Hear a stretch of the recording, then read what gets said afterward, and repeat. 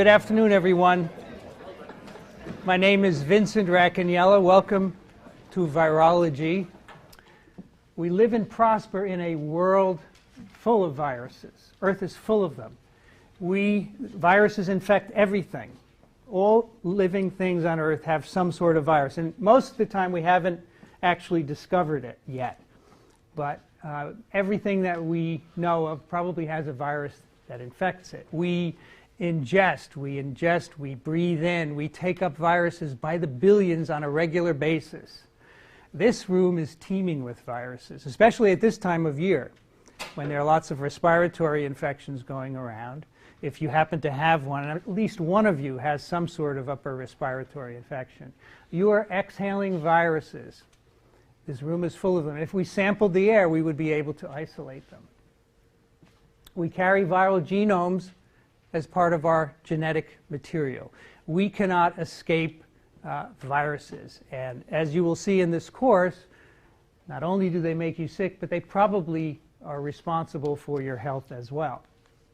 The numbers, when we talk about viruses, this is one of the main things I want you to appreciate through this course. The numbers of viruses on the planet are staggering. And this is one of the reasons why they are so successful. For example, bacteriophages, viruses that infect bacteria. There are more than 10 to the 30th of these viruses in the oceans of the world. That's something like a couple of million virus particles per teaspoon. So every time you go into the ocean and you take some water in your mouth and you spit it out playfully, you are aerosolizing many, many millions of viruses. It's not harming you at all. We do that all the time and we're very healthy. Now, just to give you an example of what happens when you have numbers like this, if you calculate the total mass of just these bacteriophages in the world's water, it exceeds the biomass of elephants by more than 1,000-fold. So these are things you cannot see, right, with the naked eye. You cannot see them. They are so tiny, yet the biomass is incredible simply because there's so many of them. If you line them up head to tail, these bacteriophages, 10 to the 30th of them, that line of them would stretch for 200 million light years. That's a long ways. And these, again, are things that you can barely see. And someone actually did these calculations. You can go check out this website to see that. 200 million light years is pretty far. The closest galaxy is 2.5 million light years away. So that's remarkable. And those are just the bacteriophages in the oceans. Whales are infected with small RNA viruses, diagrammed here, called caliciviruses. And these are viruses that are well known to cause disease in humans. They cause gastroenteritis. In whales, they can also cause disease. They can cause blisters and rashes, gastroenteritis, and so forth. And sometimes the whale viruses actually infect people. This happens very often in the world of viruses. These are called zoonotic infections. Animal viruses infect people. In fact, most of the viruses, I would say all the viruses we have right now, came from animals at one time or another. These whales excrete 10 to the 13th virus particles every day in their feces. It's a huge number of virus particles. And every other living thing in the ocean also has its own viruses. All the other mammals and the fishes as well have viruses of their own. If you look at the biomass in the world's oceans, this is simply a pie chart showing the fraction that's prokaryotic, protists, and viruses. We don't even show the eukaryotes here because they would be such a small sliver. So the prokaryotes by mass alone predominate in the ocean's waters. But by abundance, by sheer numbers, you can see the viruses predominate. There are just so many of them. And these viruses play really important roles in the biology, not only of the ocean, but of the whole planet. There are so many infections per second in the surface waters of the ocean. That turns over amazing amounts of carbon and contributes to geothermal cycles that are important for regulating the entire globe. So they really have an amazing effect on the planet. At the moment, there are 10 to the 16th human immunodeficiency virus genomes on the planet. It's a calculation based on the number of infected individuals and how many genomes we know to be in each person. That number is so big that it means that it is likely that there are already mutant viruses resistant to every antiviral we have at the moment, and we currently have something like between 20 and 30 anti-HIV antivirals. So already out there, there's resistance. It just hasn't shown up yet. In addition, that number is so big that whatever drug we ever make for the foreseeable future, the resistant mutants are already out there. That's how big that number is, that we cannot combat the resistance in simple manners. So how infected, in fact, are we? Well, each of you is infected. Besides these respiratory viruses that may be bothering you, you are infected with at least 2 of these herpes viruses. We'll talk a bit about herpes viruses in this course. There are quite a few of them. Herpes simplex virus types 1 and 2, varicella zoster virus, human cytomegalovirus, Epstein-Barr, and then the human herpes viruses 6, 7, and 8. So each of you has at least 2 of these. These are what they look like. And once you're infected with the herpes viruses, you are stuck with them for the rest of your life. They remain with you and sometimes reactivate to cause infections. And this picture of eggs is here to remind me that on the average, we all have about a dozen different viruses in us at any given time, in addition to these 2 herpes viruses. Some have probably more, some have probably less. These viruses, for the most part, don't bother us. They may initially cause disease when they infect us, but I think for the most part they coexist peacefully with us. And this is an area that we know really little about.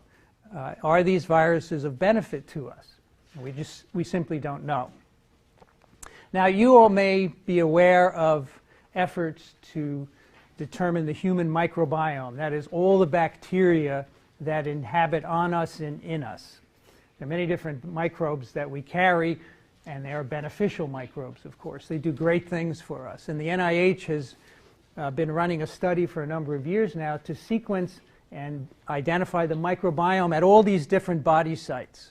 So these are sites in all parts of the skin, the gastrointestinal tract as well, in other areas where we know bacteria live, and we'd like to know what they are, because this simply hasn't been done. And so that's the microbiome. There's also a virome, a human virome. That is, all the viruses that live on and in us. For sure, these bacteria, these beneficial bacteria, are infected with phages that probably help them to carry out their functions that help us. But in addition, there are eukaryotic viruses, viruses that infect our cells that probably are beneficial also. And there's no current plan to determine the human virome. It hasn't reached the prominence of the microbiome. But we do have viruses at all these sites and in our guts and in our lungs that have taken up residence there. And I think it's important to enumerate them and figure out what they're doing. Now, I mentioned earlier that we carry viruses as part of our genetic material. This is a pie chart which shows fractions of our genome that are dedicated to different purposes. So, for example, introns, 25% of our genome consists of intervening sequences that are removed by splicing. And you can see a variety of other things here. What I want, the protein coding genes are, in fact, the minimum of our genome, amazingly. 8% of our genome by sequence consists of what are called LTR retrotransposons. These are basically viral remnants that are integrated into our genome. We'll talk a lot about that later on. They're derived from viruses called retroviruses. We carry them. Many animals do carry such endogenous retroviral genomes. We don't make any infectious particles from these, but many other animals do. And they seem to have been with us for many, many years, perhaps from even before we became Homo sapiens. And we don't know if they are of benefit or not. Some people think they must be because they've been maintained for so long. And there are some examples in animals where genes are expressed from these endogenous viral sequences, and they are of benefit. Yes? How do they figure out what parts are actually from the virus as opposed to just non-coding or something like that? The question is, how do you figure out that these sequences are viral as opposed to something else? So we have sequenced many viral genomes over the years. And so when the human genome was sequenced and compared to all the known sequences, it became very evident that these were viral sequences. And you can identify sequences being viral even if they are 100 or 200 million years old, because there's enough conservation. Now, of course, there are probably sequences that we don't recognize that are viral. And there's not much we can do about that until we get some evidence that they are, in fact, from viruses. Anyway, you pass these on to your children, and your children pass them on to them. They are hereditary. They are inherited. And so what they're doing is anyone's guess for now. As I said, we'll be talking more about that later. So I've been telling you about all these viruses that impinge on you constantly, but amazingly, for the most part, none of them really harm us, or very rarely do they harm us. We'll get a respiratory infection, we'll get gastroenteritis, but considering all the viruses that infect us or impinge on us on a daily basis, we're pretty healthy. And that's because we have this amazing immune system, which is diagrammed at the left here. And if some of you have taken Professor Moshewitz's immunology course, I'm sure, but how many of you have? Yeah, so you heard me talk about vaccines then. You know all about this. And we'll talk a little bit of immunology in this course as it relates to virus infections. But for those of you who have a great immune system, you're pretty healthy with respect to virus infections. But when your immune system is down, if you have AIDS, for example, that's an immunosuppressive infection. Measles is an immunosuppressive infection. Or if you have an organ transplant and you are immunosuppressed because you're being given drugs that prevent rejection of the transplant, then even the most innocuous virus infection can kill you. So this immune system is incredibly important, and we'll be talking a bit about that in this course as well. Not all viruses make you sick. In fact, virology is tainted in a way because the field arose to study viruses that made humans sick. And it gets money and support for research to solve health problems. The National Institutes of Health, right, NIH, is aimed at keeping you healthy. But I think, and many others do, that there are plenty of viruses in us that don't make us sick, and perhaps they even help us. Let me give you a couple of examples of that. So on the upper left here in this slide is a polyomavirus. These are rather small viruses that have DNA genomes. And there are a variety of polyomaviruses that infect all sorts of animals. We have about a dozen different sorts of polyomaviruses that infect us. I would say if we took blood from all of you and looked for antibodies to these polyomaviruses, 95% of you would have antibodies. That means you were infected at one time with one of these polyomaviruses. And we're not sure if they cause any disease at all. In fact, antibodies to these have been used to trace the migrations of peoples from their origins in Africa to Europe and Asia and the Americas. So you can distinguish the different polyomaviruses by serum antibodies, and then you can track those, the movement of those in migration. It's really quite an interesting story. And on this slide, what I am showing you is the predicted migration of Homo sapiens from Africa to Europe, Asia, and the Americas. The black line is what is known from our genome. If we can compare the genomes of all the individuals on these different continents, this is the map of migration that was derived from that. The dotted line is a migratory map based on antibodies to these polyomaviruses, which again are in many, many people without apparent consequence. And you can see that this traces a slightly different path from Africa to Europe, to the northern parts of this continent. And this dotted line, this path which is traceable by antibodies, by serology, it cannot be detected in our genomes. So it's telling us something different. Here's a one wonderful example of a good virus in nature. There are dozens of these. We could spend an entire hour talking about them. They're fascinating. And this one is in a plant. This is called a panic grass. And it lives in environments where the temperature is over 50 degrees Celsius. So you go by Yellowstone Park, by the geysers and the hot springs, you will find these grasses growing right there. They can grow in very high temperatures. A number of years ago, it was found that in order for these grasses to grow at high temperatures, they have to be colonized by a fungus called Curvularia protuberata. So if you take the plant into the lab and you cure it of the fungus, it will now not be able to grow at 50 degrees. It turns out that the fungus, in turn, is infected by a virus. And both the virus and the fungus are required in order for the plant to live at high temperatures. So the virus is part of this symbiosis here. The fungus gets to grow on the plant, and the plant grows at high temperatures because of both the fungus and the virus. And again, there are many, many really neat examples of these kinds of symbiosis. So basically, this was just a little tantalizing view of virology. If any of you are thinking maybe this course isn't for you, virology is just amazing. Viruses are amazing, and this course is going to teach you why we think they are and how they are amazing. So that's our goal. And if you stick with us, by the end, you're going to know more than 99.99% of the world's population about viruses. Because in fact, most individuals know very little. And one of my goals is to impart that knowledge to you, because you're going to go out into the world and you're going to look at headlines and newscasts about viruses. And I want you to be able to distinguish the ones that are completely wrong from the ones that are right. And I can tell you, by having looked at the news media over the years, that most of the virus stories are reported incorrectly. For example, here is a shot from a CNN news program, 2009, when we had a pandemic influenza virus emerge.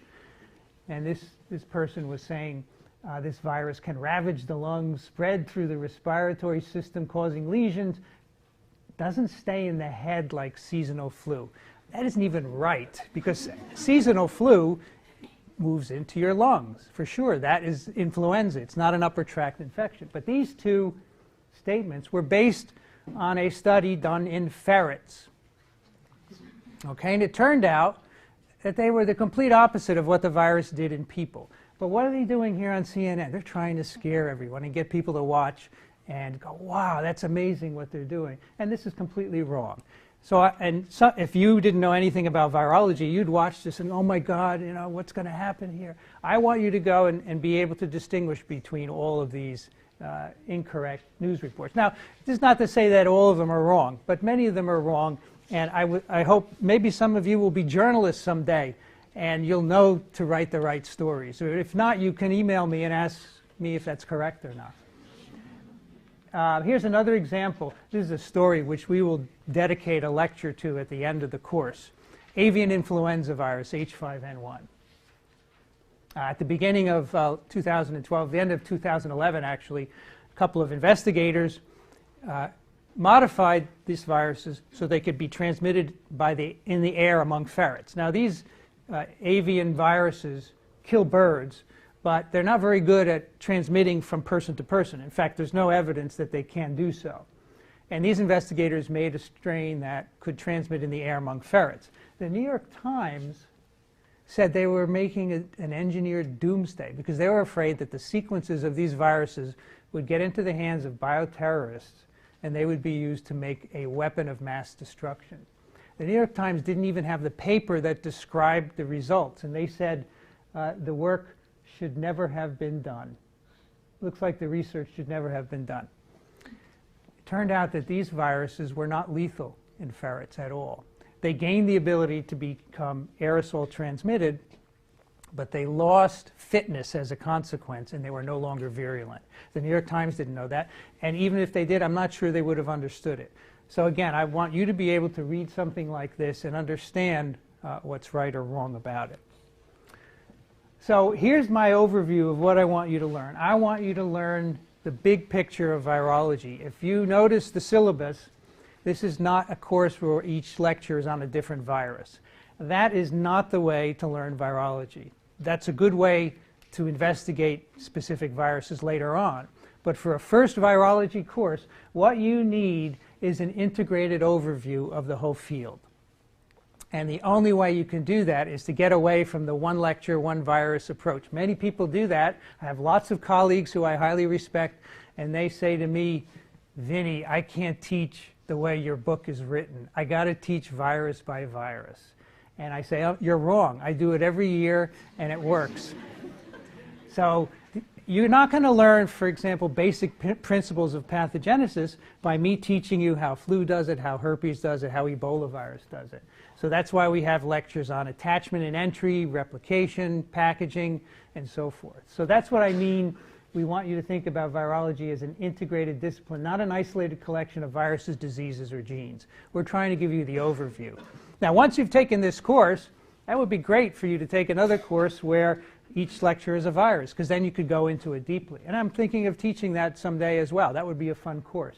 But the prerequisite would be this one. And you're going to learn all about how these wizards amaze the informed and frighten the uninformed. So that's it. If you don't know about viruses, you're scared. And there's no need to be most of the time. And I want you to go out into the world and be informed about viruses.